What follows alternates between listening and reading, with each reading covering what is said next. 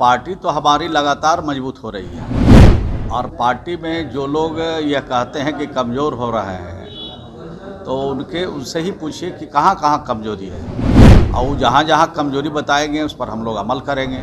सब लोग मिल करके संगठन को मजबूत कर। भारतीय जनता पार्टी तो भाई देश में सरकार उनकी है, जहाँ से चाहें वहाँ से बिगुल फूंक जाए, लेकिन उनको बिहार में कुछ इस बार भेटाने वाला नहीं है। पार्टी के नेता आते हैं तो सब लोगों का स्वागत आना चाहिए, जाना चाहिए, लेकिन बिहार के लोगों के भी बारे में सोचना चाहिए। नमस्कार, एक न्यूज 24 देख रहे हैं आप और मैं हूं शकीना सिद्दीकी। देखिए, अब बिहार ग्रामीण विकास मंत्री श्रवण कुमार का आया बयान। उन्होंने कहा है कि बीजेपी देश में नफरत की राजनीति कर रही है। ऐसे में वो ये कहते हुए नजर आ रहे हैं कि अमित शाह अगर बिहार के दौरे पर आ रहे हैं, अगर बिहार वो आ रहे हैं तो बिहार को विशेष राज्य का दर्जा देकर जाए, नहीं तो अगर वो आ रहे हैं तो यहाँ पर नफरत की राजनीति ना करें। देखिए इस वीडियो में क्या कुछ कहते नजर आ रहे हैं श्रवण कुमार। नहीं, भारतीय जनता पार्टी तो भाई देश में सरकार उनकी है, जहाँ से चाहें वहाँ से बिगुल फूंक जाए, लेकिन उनको बिहार में कुछ इस बार भेटाने वाला नहीं है। और अगर कोई पार्टी के नेता आते हैं तो सब लोगों का स्वागत है। सामाजिक राजनीति जीवन में आने जाने का कोई बहुत बड़ा महत्व है, आना चाहिए, जाना चाहिए, लेकिन बिहार के लोगों के भी बारे में सोचना चाहिए। सिर्फ आने से नहीं होगा।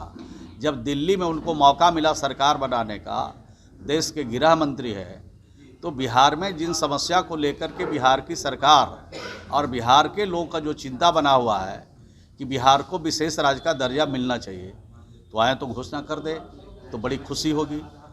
केंद्रीय विश्वविद्यालय बनाने के लिए पटना विश्वविद्यालय की मांग लगातार उठ रही है। बिहार की सरकार ने भी मांग को उठाया, यहाँ के विद्यार्थियों ने भी उठाया। अगर वो मिलता है केंद्रीय विश्वविद्यालय का दर्जा तो हम समझते हैं कि बिहार के लोगों को खुशी होगी, प्रसन्नता होगी, इन चीज़ों के लिए उनका स्वागत होगा। लेकिन बिहार में अगर नफ़रत फैलाने के लिए आएंगे, बिहार में अपनापन दिखाने के लिए आएंगे तो उनका स्वागत है, लेकिन नफ़रत फैलाने के लिए अगर आएंगे तो नफ़रत की जगह बिहार नहीं है। ये महात्मा गांधी का कर्म भूमि है। इस कर्म भूमि पर नफ़रत का कोई गुंजाइश नहीं है। क्या बीजेपी नफरत की राजनीति करती है? 100 में 100% नफ़रत की राजनीति करती है।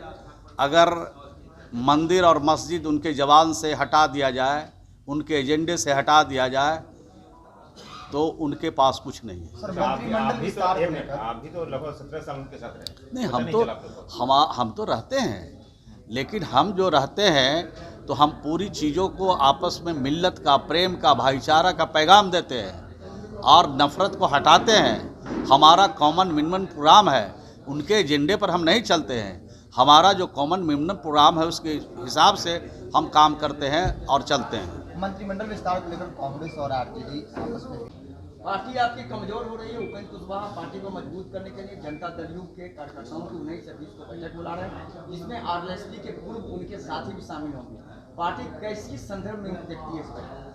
नहीं, पार्टी तो हमारी लगातार मजबूत हो रही है और पार्टी में जो लोग यह कहते हैं कि कमज़ोर हो रहे हैं तो उनसे ही पूछिए कि कहाँ कहाँ कमजोरी है और जहाँ जहाँ कमजोरी बताएंगे उस पर हम लोग अमल करेंगे। लेकिन सिर्फ और सिर्फ कहेंगे कि कमज़ोर हो रहा है तो उससे तो बात नहीं चलने वाली है। तो ये बात कहाँ से आ रही है? उनसे अगर बात नहीं हो रही है तो वो बात कहाँ से आ रही है कि हमारी पार्टी कमज़ोर हो रही है? हमारी पार्टी कमज़ोर किसी भी हालत में नहीं है और न होगी।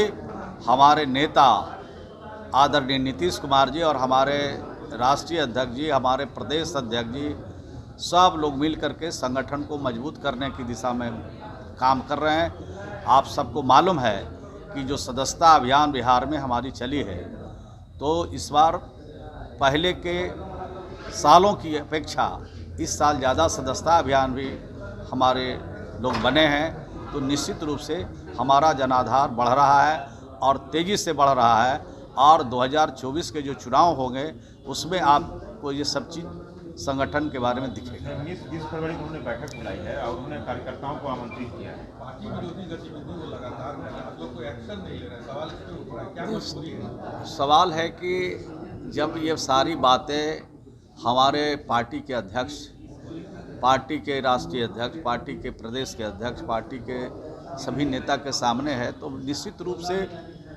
जो संगठन है और संगठन के बाबत कुछ लोग गलत बयानबाजी करते हैं, संगठन के बाबत कुछ अलग से बैठक बुलाते हैं, उस पर संज्ञान लेंगे हमारे जो पार्टी के जो अधिकृत व्यक्ति हैं।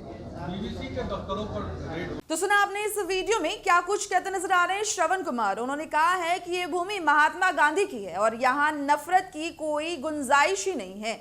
अगर आ रहे हैं यहाँ पर तो यहाँ मोहब्बत की राजनीति करें, यहाँ पर मिलजुल कर देश की विकास को लेकर बात करें, ना कि बीजेपी जो नफरत की राजनीति लगातार कर रही है उस चीज को बढ़ावा दे। साथ साथ उपेंद्र कुशवाहा के दिए गए बयान पर वो ये कहते हुए नजर आ रहे हैं कि उपेंद्र कुशवाहा लगातार इस चीज को कह रहे हैं कि पार्टी कमजोर हो रही है। आखिरकार पार्टी कहां पर कमजोर हो रही है, इस चीज को वो खुलकर बताएं, क्योंकि हमारे हिसाब से तो पार्टी लगातार मजबूत हो रही है। हमारे नेता मुख्यमंत्री नीतीश कुमार लगातार पार्टी को मजबूत कर रहे हैं और हम सभी लोग मिलकर पार्टी में जमकर काम कर रहे हैं। तो ऐसे में उपेंद्र कुशवाहा ही बताएं कि पार्टी में क्या कुछ कमजोरी दिखाई दे रही है। इस तरह के तमाम अपडेट्स के लिए जुड़े रहे हमारे साथ।